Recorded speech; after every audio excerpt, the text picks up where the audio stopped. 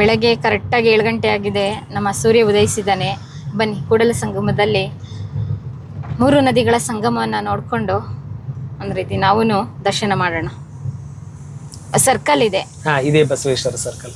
ಈ ಸರ್ಕಲ್ಗೆ ಹೆಸರು ಬಸವೇಶ್ವರ ಸರ್ಕಲ್. ಇವಾಗ 3 ಕಡೆ ಡಿವೈಡ್ ಆಗುತ್ತಲ್ಲ, ಈ ಕಡೆ ಎಲ್ಲಿಗೆ ಹೋಗುತ್ತೆ ಅಂದ್ರೆ ಇದೇ ಡೆಡ್ ಎಂಡ್. ಸಂಗಮದ ಹೃದಯ ಭಾಗ ಅಂತಂದು ಇದನ್ನ ಹೇಳ್ಬೋದು.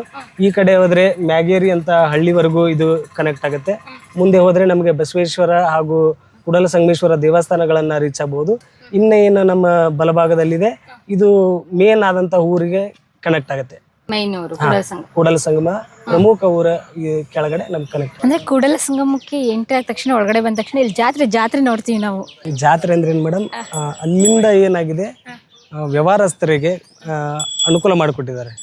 ಕೂಡಲ ಸಂಗಮಕ್ಕೆ ಬಂದಂತಹ ಭಕ್ತರಿಗೆ ಇಲ್ಲಿ ವಿಭೂತಿ ಆಗಲಿ, ಕುಂಕುಮ ಆಗಲಿ, ದೇವಸ್ಥಾನದಲ್ಲಿರುವಂಥ ದೇವರ ಫೋಟೋಗಳಾಗಲಿ, ರುದ್ರಾಕ್ಷಿ ಮಾಲೆಗಳಾಗಲಿ, ಈ ಥರ ಒಂದಿಷ್ಟು ಐಟಮ್ಸ್ಗಳನ್ನು ಖರೀದಿ ಮಾಡಲಿಕ್ಕೆ ಅವಕಾಶ ಇದೆ.